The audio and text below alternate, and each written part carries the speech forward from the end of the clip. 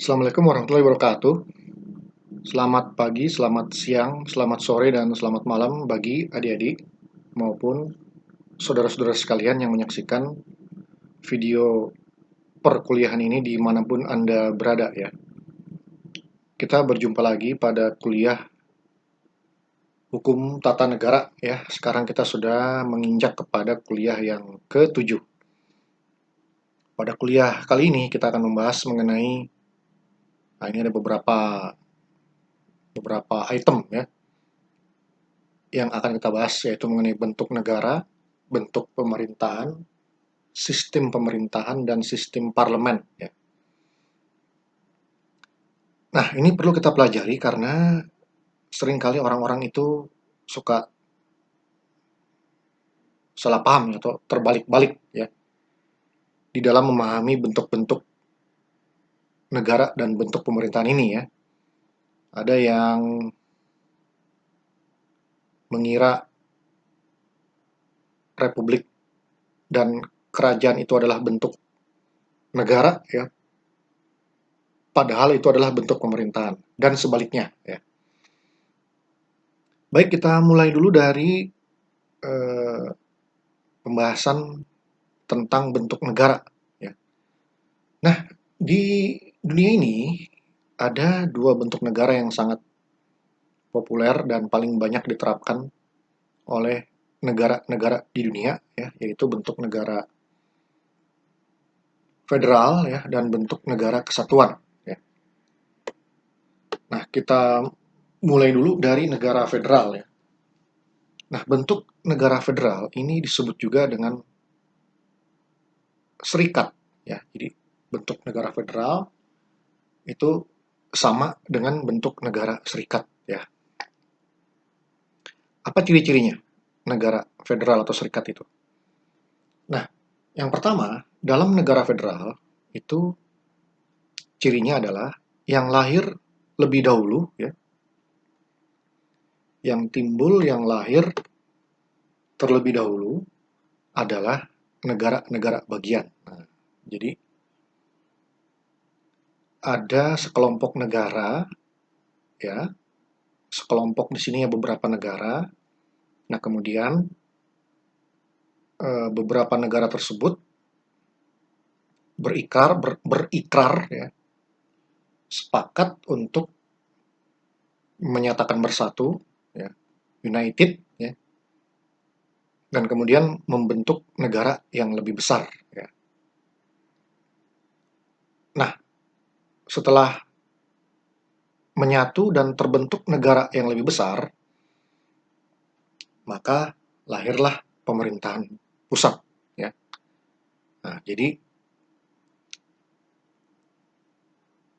pemerintahan pusat ini juga disebut sebagai pemerintah federal ya.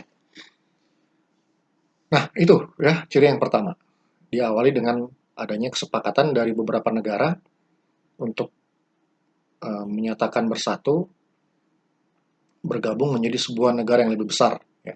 Nah, negara yang lebih besar itulah yang disebut dengan negara federal. Pemerintahan pusatnya disebut dengan pemerintahan federal ya. Nah, dalam negara federal itu terbagi-bagi atas negara bagian, negara bagian, negara bagian ya. Nah, negara bagian ini ya yang tadi itu lebih dulu ada ya. Jadi tadi negara-negara yang bersatu itu ya, membentuk negara yang lebih besar. Kemudian negara-negara itu dia berubah menjadi negara bagian ya. Jadi dengan perkataan lain, dalam negara federal ini pemerintahan bawahannya itu disebut negara bagian. Negara bagian, negara bagian. Sebagai contoh, di Amerika Serikat itu awalnya ada 14 negara yang menyatakan bergabung menjadi USA ya. Nah, kemudian 14 negara tersebut menjadi negara bagian di Amerika Serikat ya, seperti itu. Nah, jadi rupanya AS itu pada awal merdekanya itu awalnya terdiri dari 14 negara bagian. Kemudian dalam perkembangannya negara bagiannya bertambah terus ya. Ada yang membeli wilayah ya dari negara lain, ada yang mencaplok wilayah negara lain, sehingga akhirnya sekarang ini Amerika Serikat itu memiliki 50 negara bagian itu ya. Jadi bertambah 36 negara bagian semenjak dulu awal pas merdeka. Seperti itu. Nah, itu ya. Di pemerintah pusat disebut pemerintah federal, pemerintahan bawahannya disebut pemerintahan negara bagian ya, seperti itu. Ciri yang ketiga adalah pada umumnya kewenangan pemerintah pusat ya atau pemerintah federal ditentukan terlebih dahulu dan kemudian sisanya menjadi kewenangan negara bagian ya. Nah, jadi negara bagian inilah yang sesungguhnya memegang kedaulatan asli ya.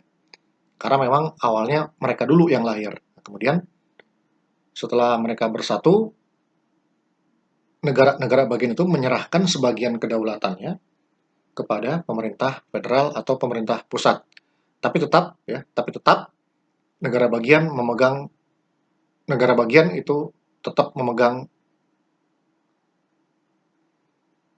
kedaulatan yang asli ya, seperti itu.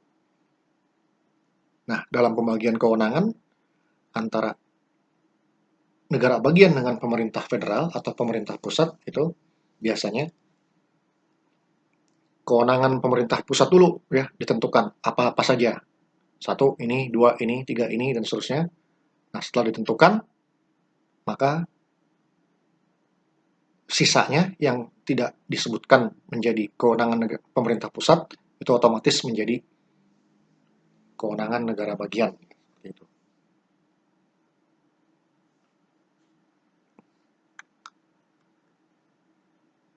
Nah, itu ya beberapa ciri daripada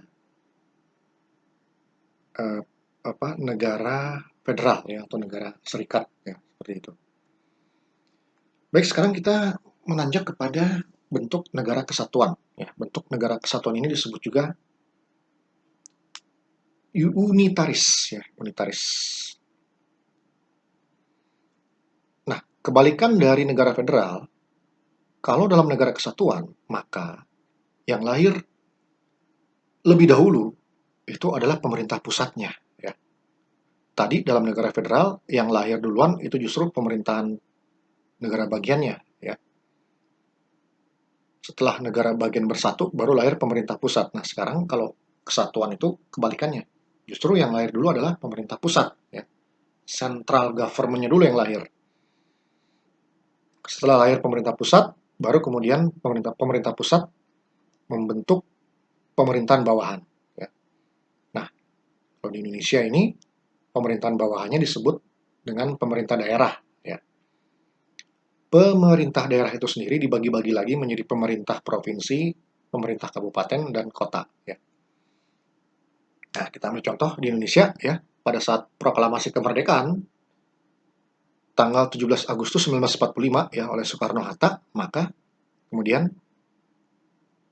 disitulah awal lahirnya pemerintah pusat ya di bawah Presiden Soekarno dan Wakil Presiden Muhammad Hatta.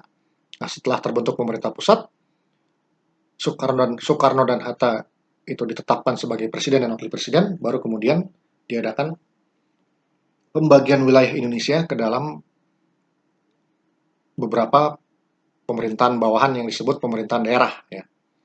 Nah, pemerintahan pusat kemudian melimpahkan uh, sebagian kewenangan ya, kepada pemerintah daerah. Nah, pelimpahan wewenang dari pemerintah pusat kepada pemerintah daerah ini disebut juga dengan otonomi, ya, otonomi daerah, ya seperti itu.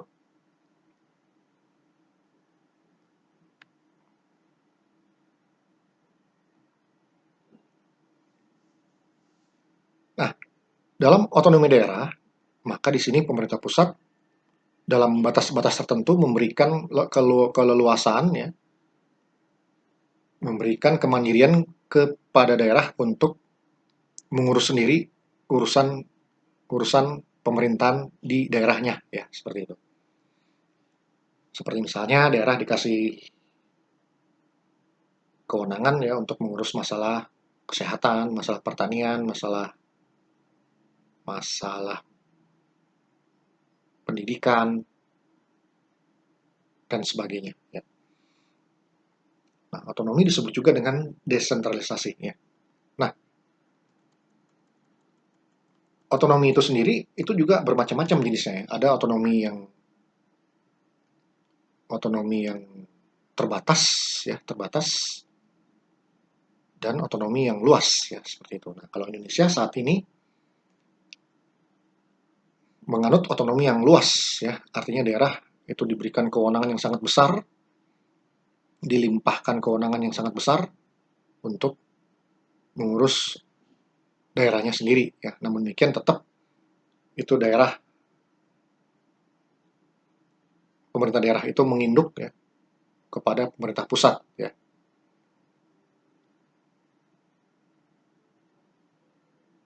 daerah itu ada ya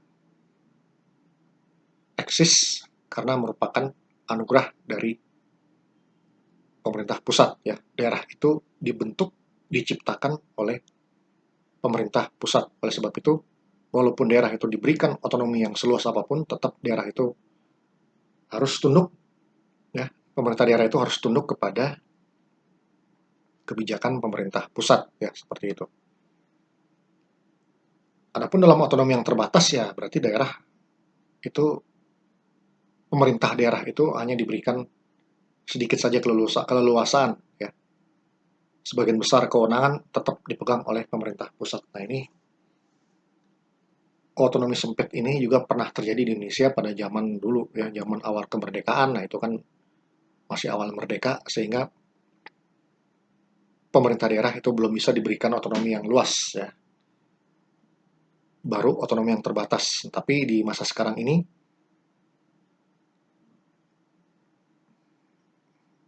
otonomi ya atau desentralisasi yang dianut oleh Indonesia adalah dalam artian yang luas, yang berarti daerah itu diberikan banyak kewenangan untuk mengurus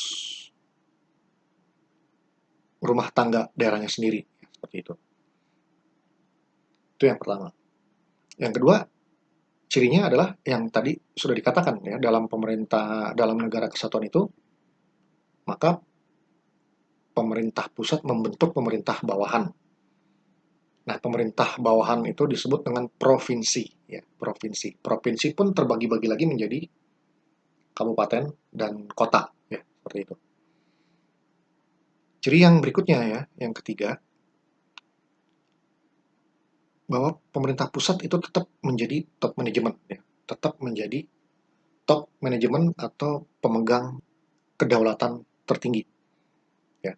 Oleh sebab itu, pemerintah daerah itu harus mengacu, harus patuh kepada garis-garis besar atau arahan yang dibuat oleh pemerintah pusat. Walaupun daerah tersebut sudah diberikan otonomi yang luas ya, tapi ini prinsip negara kesatuan, pemerintah pusat itu tetap adalah pemerintahan tertinggi atau pemegang kedaulatan yang asli, ya seperti itu. Beda dengan negara federal tadi, justru yang memegang kedaulatan asli itu adalah negara bagian, ya seperti itu. Nah, sedangkan pemerintah federal atau pemerintah pusat di negara federal itu dia hanya menerima sebagian limpahan kewenangan dari negara bagian, seperti itu.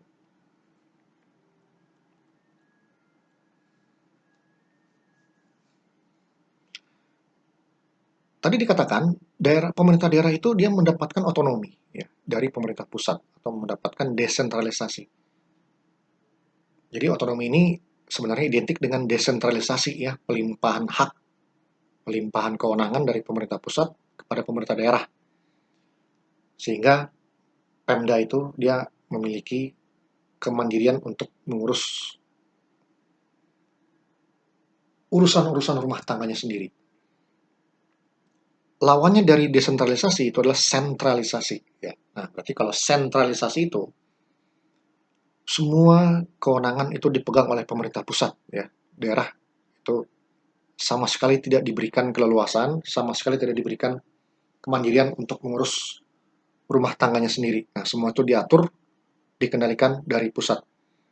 Nah, kalau sentralisasi ini memang cocoknya untuk negara-negara yang ukurannya kecil ya, seperti Singapura, ya, kemudian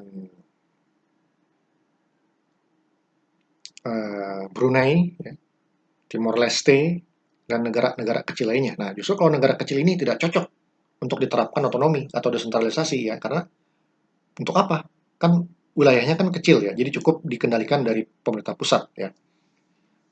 Nah, sementara itu desentralisasi ini atau otonomi ini memang lebih cocok diterapkan di negara-negara yang wilayahnya luas ya, yang tidak mungkin itu semua urusan dikerjakan, ditackle, ditangani oleh pemerintah pusat. Karena tentu ada daerah-daerah yang jauh ya dari pusat. Nah, kemudian kalau harus pusat juga yang menangani urusan di daerah yang jauh itu, maka rentang kendalinya itu akan terasa sangat jauh sehingga uh, daerah tersebut kemungkinan akan tertinggal ya atau kurang mendapatkan perhatian dari pemerintah pusat ya seperti itu. Nah, kemudian dalam ciri yang berikutnya lagi, dalam negara kesatuan itu pada umumnya kewenangan pemerintah daerah itu ditentukan terlebih dahulu. Apa saja kewenangannya ya. Daerah memiliki kewenangan yang ini. Nah, itu ya. Ditentukan secara detail, spesifik apa saja kewenangan pemerintah daerah. Nah, kemudian yang tidak menjadi kewenangan pemerintah daerah, yang tidak menjadi kewenangan pemerintah daerah, yang tidak disebut sebagai kewenangan pemerintah daerah, nah itu kemudian otomatis menjadi kewenangan pemerintah pusat ya, seperti itu. Nah, kalau kita membaca Undang-Undang Nomor 23 Tahun 2014 tentang pemerintahan daerah, maka di undang-undang tersebut disebutkan bahwa kewenangan pemerintah pusat itu meliputi kewenangan di bidang pertahanan ya, kemudian kewenangan di bidang agama, di bidang peradilan, di bidang finansial,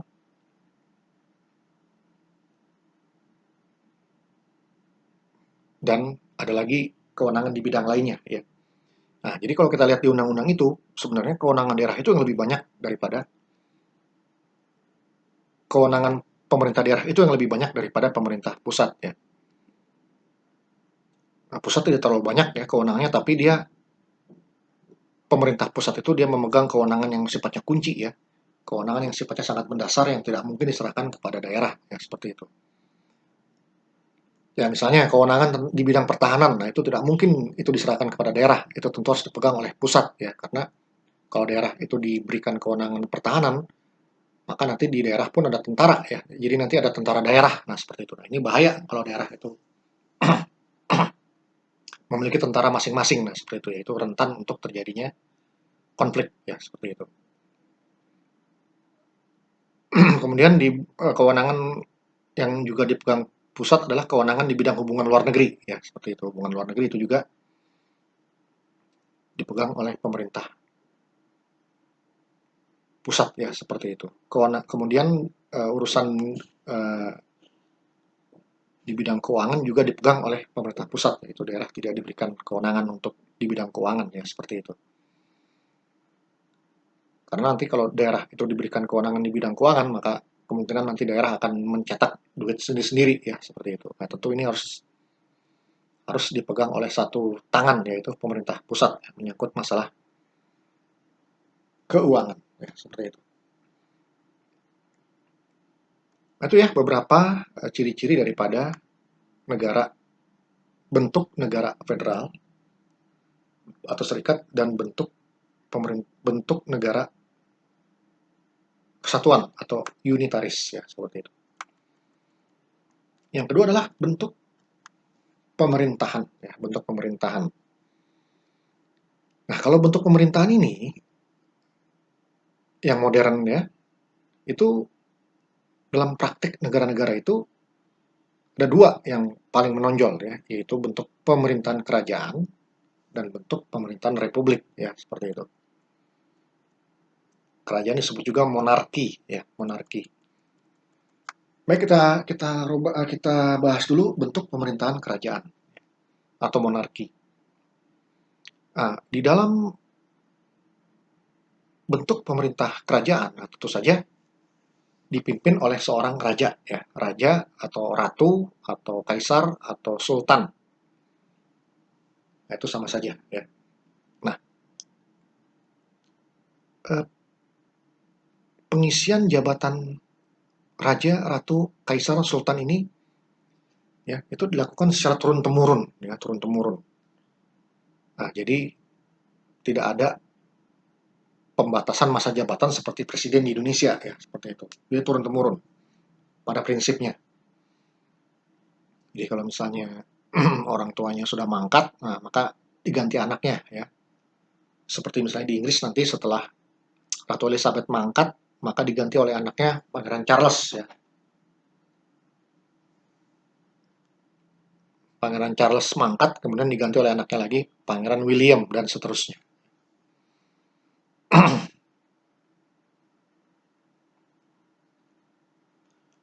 Pengecualian di Malaysia, ya. Kalau di Malaysia itu rajanya itu tidak turun temurun, ya, melainkan digilir, di dirotasi, ya.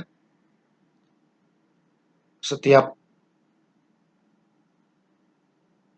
batas waktu tertentu raja itu akan dijabat oleh pemimpin negara bagian yang ada di Malaysia, ya. Jadi misalnya untuk periode ini yang menjadi raja adalah giliran negara bagian Sabah, ya. Nanti periode berikutnya yang menjadi raja adalah giliran dari negara bagian Sarawak. Nah, jadi raja itu merupakan orang yang ditunjuk oleh negara bagian, ya, secara bergantian, ya, seperti itu. Jadi nggak turun temurun tuh, ya, kalau di Malaysia, ya, seperti itu. Ciri berikutnya, dalam negara monarki, ya, atau kerajaan, raja, ratu, kaisar atau sultan itu pada umumnya berkedudukan sebagai kepala negara, ya. Tapi ada juga raja, ratu, kaisar, sultan yang berkedudukan sebagai kepala negara maupun kepala pemerintahan, ya, seperti itu. Sebagai contoh, ya, raja atau ratu, kaisar, sultan yang hanya berkedudukan sebagai kepala negara adalah kaisar Jepang. Itu hanya sebagai kepala negara, ya. Kemudian raja Inggris, maaf, ratu Inggris itu juga hanya sebagai kepala negara, ya, seperti itu. Kemudian ada juga raja, ratu, kaisar, sultan yang berkedudukan sebagai kepala negara sekaligus sebagai kepala pemerintahan. Nah, itu misalnya Sultan Brunei, itu sebagai kepala negara dan kepala pemerintahan. Dan contoh lainnya adalah Sultan Yordania, ya, atau Raja Raja Yordania. Itu juga sama, berkedudukan sebagai kepala negara sekaligus sebagai kepala pemerintahan, ya. Nah, apabila raja atau ratu atau kaisar atau sultan itu hanya berkedudukan sebagai kepala negara, hanya berkedudukan sebagai kepala negara, maka kepala pemerintahannya itu dipegang oleh Perdana Menteri, ya. Atau Perdana Menteri ini juga kadang disebut Premier atau kadang juga disebut Kanselir, ya. Contoh, itu di Inggris, ya, ada Perdana Menteri yang memegang kedudukan sebagai kepala pemerintahan. Di Thailand ada Perdana Menteri yang memegang kekuasaan sebagai kepala pemerintahan, sedangkan kepala negaranya adalah Raja Thailand, ya. Kamboja juga sama. Eh, Kepala pemerintahannya adalah Perdana Menteri, sedangkan kepala negaranya adalah Raja, ya. Belanda juga sama. Kepala pemerintahnya adalah Perdana Menteri, sedangkan kepala negaranya adalah Raja, ya, seperti itu.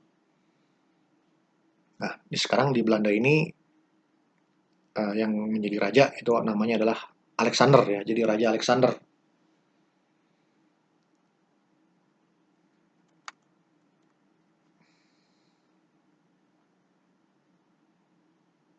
Itu ya beberapa ciri daripada kerajaan ya. Raja, ratu, kaisar, sultan itu sebagai kepala negara, dia merupakan simbol negara ya, atau lambang persatuan atau lambang kehormatan negara ya, yang memiliki kewenangan yang bersifat seremonial. Nah, jadi kepala negara itu kewenangannya cenderung bersifat seremonial, seperti melantik para pejabat negara, memberikan gelar, memberikan tanda jasa, menerima tamu-tamu negara, memimpin upacara-upacara kenegaraan, membubarkan kabinet, ya, membubarkan parlemen dan sebagainya. Itu merupakan kewenangan-kewenangan seremonial dari seorang kepala negara, ya, seperti itu. Kemudian bentuk pemerintahan republik. Nah, bentuk pemerintahan republik ini adalah merupakan bentuk antitesis dari kerajaan, ya. Merupakan republik itu merupakan lawannya kerajaan. Nah, jadi rupanya republik itu dibentuk awalnya karena adanya kebencian yang sangat kepada kerajaan. Ya, kenapa demikian? Karena eh, di masa lalu itu bentuk kerajaan itu seringkali diisi oleh raja-raja yang zolim ya, raja-raja yang menindas rakyat atau raja-raja yang suka menjajah ya. Nah, sehingga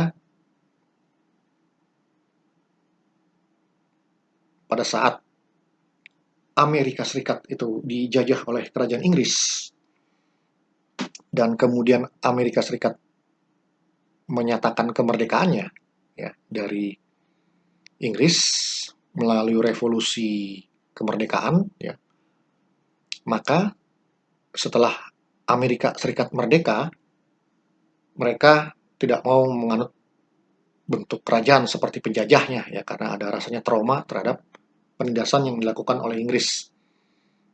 Oleh sebab itu Amerika Serikat ini dia memilih untuk mencari bentuk pemerintahan yang lain yang bukan kerajaan ya, yaitu yang disebut dengan republik ya, seperti itu. Republik ini berasal dari kata res publica ya, res publica atau res itu diartikan sebagai barang ya, atau bisa juga diartikan sebagai kepentingan.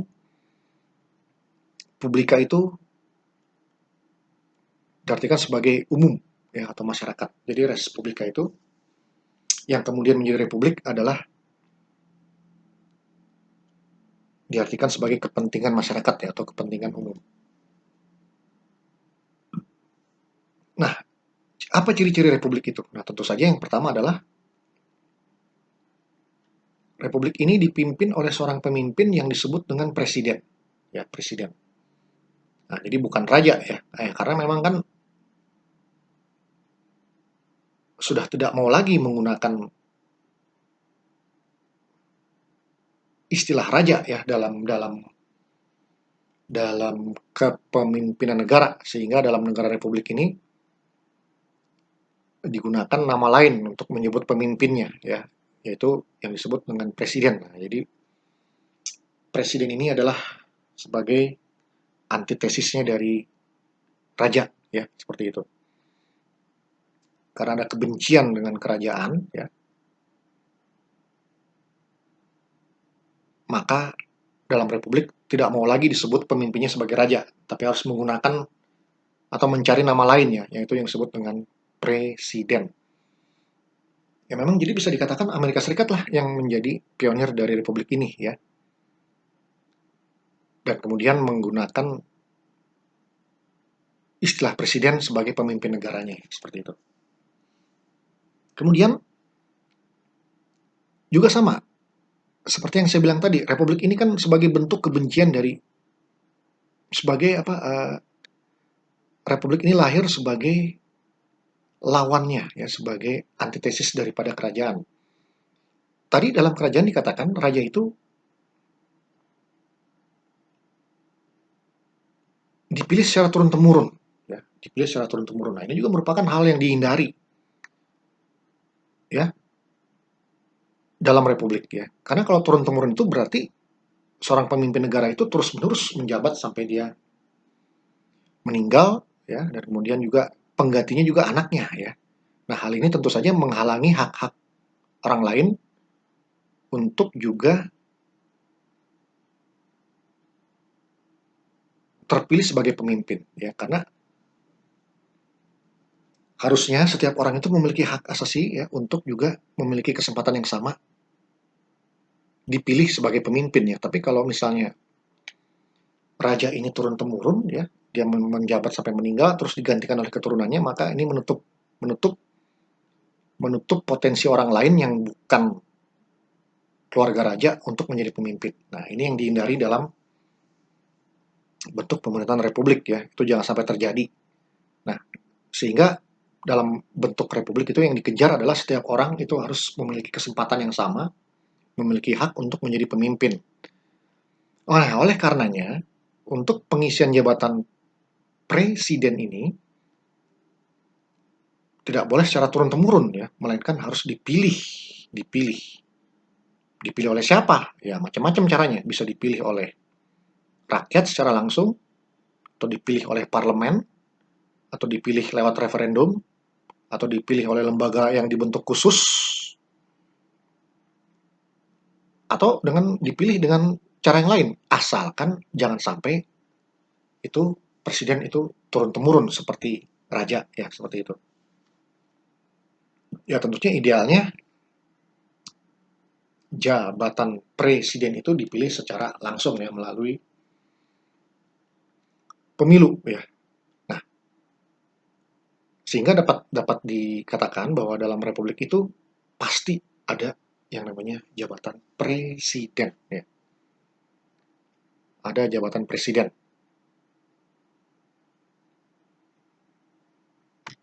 seperti itu. Ciri yang berikutnya dari bentuk pemerintahan republik yaitu presiden ini ada yang berkedudukan sebagai kepala negara saja ya, dan ada yang berkedudukan sebagai kepala negara dan kepala pemerintahan ya. Presiden yang hanya berkedudukan sebagai kepala negara saja, nah itu kita ambil contohnya di Italia ya. Di Italia itu presiden hanya sebagai kepala negara, kemudian di Jerman presiden hanya sebagai kepala negara ya. Nah, sedangkan presiden sebagai kepala negara dan sekaligus sebagai kepala pemerintahan, nah ini negara yang ini seperti ini nih menganut sistem presidensial ya. Itu contohnya di Indonesia ya. Di Indonesia itu presiden sebagai kepala negara dan kepala pemerintahan. Kemudian di Filipina juga sama, presiden sebagai kepala negara dan kepala pemerintahan ya. Kemudian di Amerika Serikat juga sama, presiden sebagai kepala negara dan kepala pemerintahan. Dan kemudian di negara-negara lainnya seperti negara Amerika Latin, yaitu kebanyakan di Amerika Latin itu menganut prinsip bahwa presiden itu sebagai kepala negara sekaligus sebagai kepala pemerintahan. Gitu. Nah, kalau presidennya itu hanya sebagai kepala negara saja, maka kedudukan kepala pemerintahan itu dipegang oleh Perdana Menteri ya, atau Kanselir atau Premier ya. Sebagai contoh di Jerman itu presiden hanya sebagai kepala negara, maka kepala pemerintahnya dipegang oleh Perdana Menteri. Di Italia itu juga sama, presiden hanya sebagai kepala negara, maka kepala pemerintahnya adalah Perdana Menteri ya, seperti itu. Nah, ciri yang berikutnya dari Republik yaitu tadi ya yang sudah kita bahas bahwasanya setiap orang itu memiliki kesempatan yang sama untuk dipilih ya sebagai pemimpin negara atau menjadi presiden ya seperti itu. Beda dengan kerajaan di mana setiap orang justru bisa menjadi raja atau ratu ya hanya terbatas keluarga kerajaan saja yang memiliki kesempatan untuk menjadi pemimpin negara ya seperti itu. Itulah ya beberapa ciri daripada bentuk pemerintahan, kerajaan, dan republik. Kemudian kita lanjut ke sistem pemerintahan. Nah, sistem pemerintahan ini dalam praktek di dunia ini ada 3 sistem ya yang menonjol ya. Yang pertama sistem pemerintahan parlementer, kemudian sistem pemerintahan presidensial, dan sistem pemerintahan semi presidensial ya. Semi,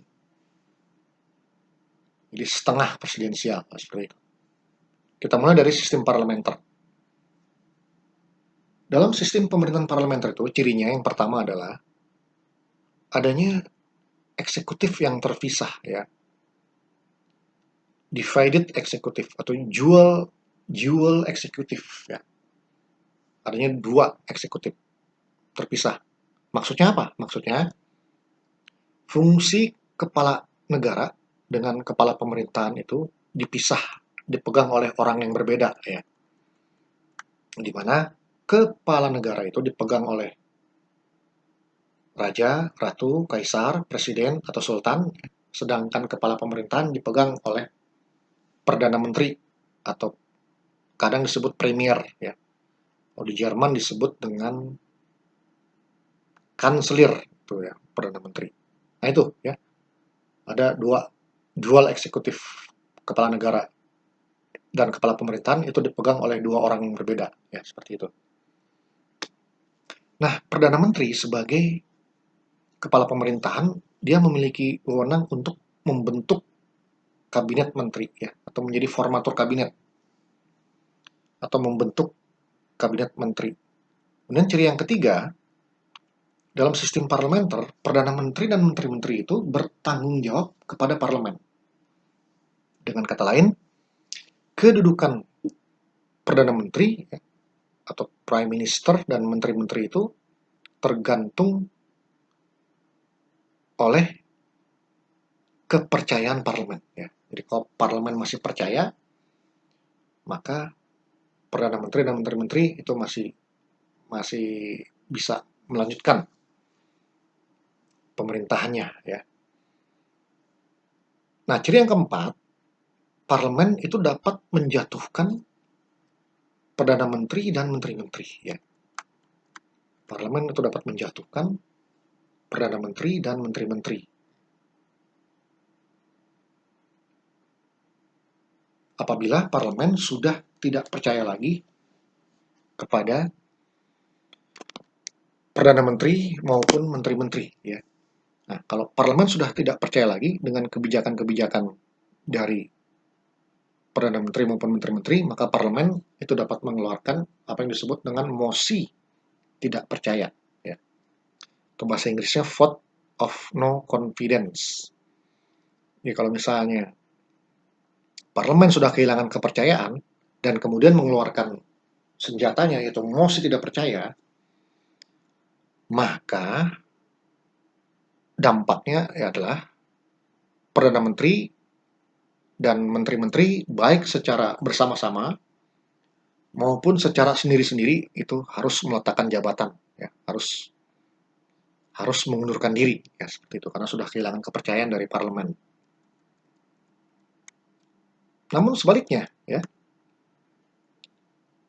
apabila terjadi konflik terus-menerus dan sangat tajam ya antara perdana menteri dengan parlemen, maka perdana menteri dapat mengajukan permintaan ya, atau usulan kepada kepala negara. Kepala negara di sini ya dalam hal ini ya bisa raja, ratu, kaisar, sultan, atau presiden untuk membubarkan parlemen dan mengadakan pemilu ulang ya, atau pemilu yang dipercepat seperti itu. Jadi raja, ratu, jadi kalau misalnya raja atau ratu atau kaisar atau sultan atau presiden mengabulkan permintaan perdana menteri, maka raja, ratu, kaisar, sultan atau presiden itulah yang akan membubarkan parlemen dan kemudian menginstruksikan kepada perdana menteri untuk mengadakan pemilu lagi ya, seperti itu. Tapi nanti kalau misalnya setelah diadakan pemilu ternyata si Perdana Menteri itu sedikit dukungannya ya, atau mendapat dukungan yang minim, nah itu ya, artinya partainya kalah dalam pemilu, tidak lagi mendapat kepercayaan rakyat, maka konsekuensinya Perdana Menteri harus mengundurkan diri, ya seperti itu. Begitu biasanya yang terjadi di negara-negara parlementer. Nah, sistem pemerintahan parlementer ini dianut oleh Inggris, ya, Malaysia, kemudian Singapura, Italia, Jerman, Jepang, dan sebagainya, ya seperti itu.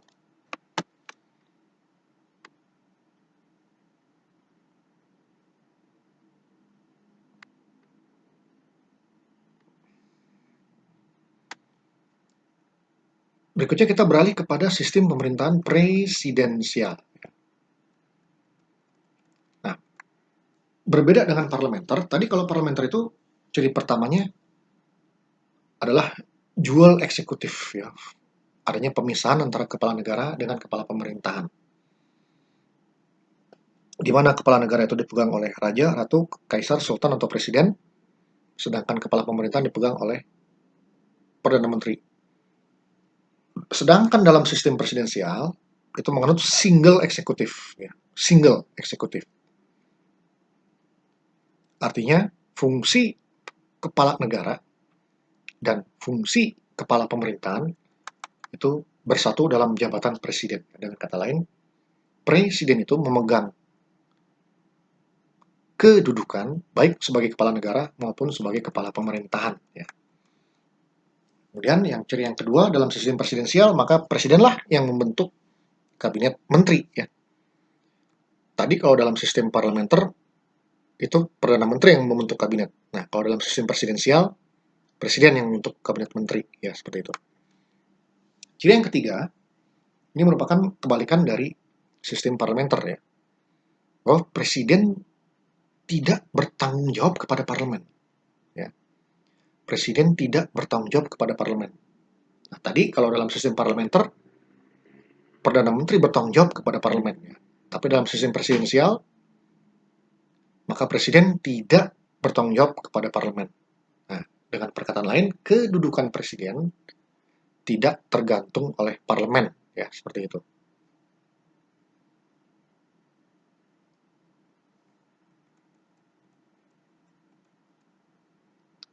Ciri yang keempat, karena presiden tidak bertanggung jawab kepada parlemen, maka presiden pun tidak dapat dijatuhkan oleh parlemen. Karena alasan kebijakan, ya. Presiden tidak dapat dijatuhkan oleh parlemen karena alasan kebijakan yang dikeluarkan oleh presiden.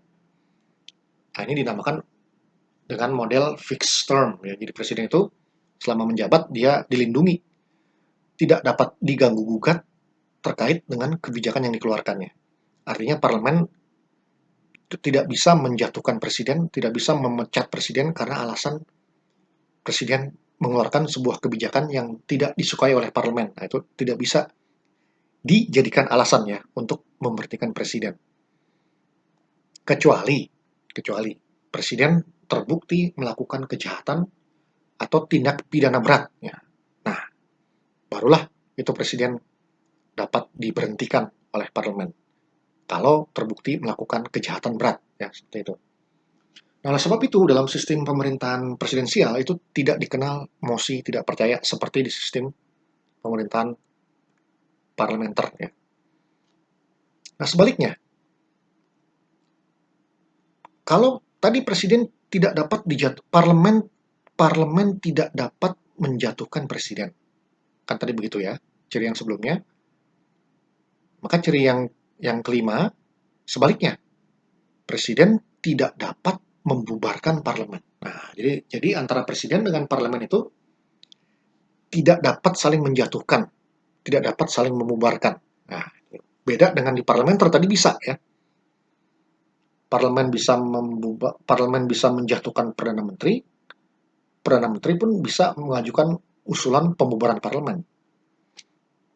Tapi dalam sistem presidensial tidak bisa begitu, ya. Presiden itu sama kuat dengan parlemen dan masing-masing tidak dapat saling menjatuhkan, ya seperti itu. Nah, sistem presidensial ini dianut oleh Amerika Serikat, ya, Filipina, Indonesia, dan negara-negara dari Amerika Latin, ya, seperti itu. Kemudian ada lagi varian dari sistem parlementer dan sistem presidensial, ya, itu disebut dengan sistem semi presidensial. Nah, ini merupakan variasi dari parlementer dan presidensial, ya. Jadi dalam sistem semi presidensial ini ada unsur presidensialnya dan juga ada unsur parlementernya, ya. Cirinya yang pertama, presiden sebagai kepala negara dan kepala pemerintahan, ya. Nah, itu sisi presidensialnya, ya. Kemudian ciri yang kedua, presiden mengangkat perdana menteri dari anggota parlemen, ya. Presiden mengangkat perdana menteri dari anggota parlemen, yang tentunya anggota parlemen ini ya partainya yang mayoritas, ya, yang menang pemilu, ya seperti itu. Nah, jadi di sini juga ada perdana menteri. Nah, ini adalah unsur daripada parlementernya. Kemudian juga presiden itu berwenang untuk memberhentikan perdana menteri, ya seperti itu.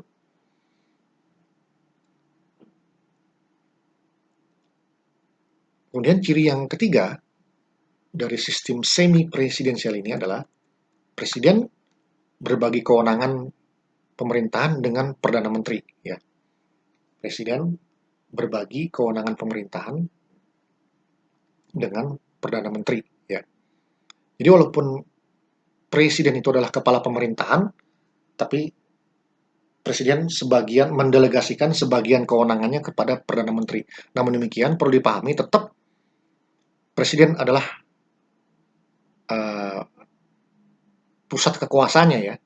Tetap presiden adalah yang pemimpin yang tertingginya, ya seperti itu. Sedangkan perdana menteri itu dia seperti ya membantu presiden, ya seperti itu, ya, yang harus bertanggung jawab kepada presiden. Nah, jadi antara presiden dengan perdana menteri ini walaupun mereka berbagi kekuasaan pemerintahan tapi tetap tanggung jawab kekuasaan itu yang tertinggi ada di tangan presiden, ya. Perdana menteri itu harus patuh, harus bertanggung jawab kepada presidennya. Ciri yang keempat adalah presiden berwenang membubarkan parlemen dan mengadakan referendum. Ya, ini memang dalam sistem semi presidensial ini nampak bahwa kekuasaan presiden itu sangat besar, ya seperti itu. Sini presiden berwenang membubarkan parlemen dan mengadakan referendum. Kemudian ciri yang berikutnya, presiden berwenang untuk mengumumkan keadaan darurat, ya, dan memiliki wewenang penuh untuk mengatasinya. Nah, sistem semi presidensial ini dianut oleh negara Prancis, ya seperti itu. Nah, itu ya beberapa sistem pemerintahan di dunia ini yang menonjol dan berserta sekaligus ciri-cirinya, ya seperti itu. Kemudian ada lagi sistem parlemen, ya, sistem parlemen. Sistem parlemen ini juga terbagi-bagi menjadi beberapa model, ya. Nah, dalam literatur dapat dipelajari bahwa beberapa sistem parlemen yang menonjol di dunia ini itu ada beberapa sistem, ya. Yang pertama adalah sistem satu kamar, ya. Sistem satu kamar atau monokamral atau disebut juga one kamral atau disebut juga one chamber. Apa maksudnya ini? Maksudnya dalam sistem parlemen satu kamar ini maka di dalam negara tersebut hanya dikenal satu parlemen saja. Jadi tidak ada parlemen yang lain, cuma hanya satu, the one and only, ya. Contoh di Cina itu parlemennya disebut Kongres Rakyat. Nah, itu sudah hanya Kongres Rakyat saja, tidak ada parlemen yang lain lagi, ya. Di Jepang parlemennya disebut Diet, ya, Diet. Nah, sudah, cuman diet saja. Tidak ada parlemen yang lain lagi ya. Diet ini kalau di Indonesia ini sama dengan DPR ya, seperti itu. Kemudian yang kedua adalah sistem dua kamar, atau dwi kameral atau bicameral atau two chamber ya. Apa ini maksudnya? Artinya di negara tersebut terdapat dua parlemen yang secara struktur kedudukannya sederajat ya. Secara struktural, secara struktur itu ada dua parlemen yang kedudukannya sederajat ya. Ya mungkin secara fungsinya ada salah satu parlemen yang lebih kuat ya fungsinya, tapi secara struktur kedudukannya itu sederajat ya. Contoh itu di Amerika Serikat itu menganut parlemen dua kamar ya, yaitu yang pertama adalah Senat, kamar Senat ya. Senat ini disebut juga perwakilan negara bagian ya. Dan House of Representatives. House of Representatives. Nah, ini kalau di Indonesia ini disebut dengan DPR ya, DPR. Sedangkan tadi Senat atau perwakilan negara bagian, nah kalau di Indonesia itu mirip-mirip dengan DPD ya, Dewan Perwakilan Daerah. Nah, jadi kalau DPD ini kan perwakilan provinsi ya, perwakilan provinsi. Sedangkan Senat ini perwakilan negara bagian ya, seperti itu. Kemudian Inggris juga dua kamar ya parlemennya. Itu ada House of Commons ya, semacam DPR ya kalau di Indonesia, House of Commons, dan House of Lords ya, House of Lords. Ini disebut dengan, kalau kita terjemahkan ke dalam bahasa Indonesia, adalah Dewan Bangsawan. Dewan Bangsawan ya. Ya memang House of Lords ini kebanyakan isinya ningrat ya. Bangsawan-bangsawan atau aristokrat Inggris seperti itu. Nah, sebagai varian dari yang satu kamar dan sistem dua kamar, maka muncullah sistem tiga kamar ya. Ini variasi dari sistem yang pertama dan sistem kedua. Keluar lagi model sistem tiga kamar atau tricameral atau three chamber ya. Nah, tidak banyak negara yang menganut sistem tricameral ya. Mungkin Indonesia itu bisa dikatakan negara sedikit negara yang menganut sistem tricameral ya, atau tiga kamar. Yang berarti dalam sistem tiga kamar ini ya, di negara tersebut ada tiga parlemen. Parlemennya ada tiga kamar ya. Ya memang bisa dikatakan Indonesia saat ini memiliki tiga parlemen sekaligus ya, yang masing-masing berdiri sendiri dan berkedudukan sederajat ya, seperti itu. Apa saja itu parlemennya? Pertama MPR, Majelis Permusyawaratan Rakyat ya. Ini merupakan parlemen sendiri ya, berdiri sendiri, memiliki sekretaris jenderal sendiri ya. Kemudian DPR juga berdiri sendiri ya, memiliki sekretaris jenderal sendiri, dan Dewan Perwakilan Daerah DPD. Nah, ini juga parlemen yang berdiri sendiri dan memiliki sekretaris jenderal sendiri ya, seperti itu. Ya, jadi Indonesia ini unik ya, parlemennya itu lain dari yang lain ya. Kebanyakan menganut satu kamar atau dua kamar. Ya, jadi kebanyakan negara-negara di dunia ini menganut satu kamar atau dua kamar, sedangkan Indonesia ini menerapkan variasi yang baru ya, yaitu model yang ketiga, yaitu sistem tiga kamar, yaitu dengan adanya MPR, DPR, dan DPD sebagai parlemen yang masing-masing berdiri sendiri ya, seperti itu. Nah, itulah ya beberapa model sistem parlemen yang ada di dunia ini ya. Baik ya, itu dulu yang bisa saya sampaikan untuk materi hari ini. Kalau ada pertanyaan silakan diajukan pada forum e-learning, forum diskusi di e-learning, atau di kolom komentar YouTube ya. Terima kasih atas perhatiannya. Lebih kurangnya mohon maaf. Wassalamualaikum warahmatullahi wabarakatuh.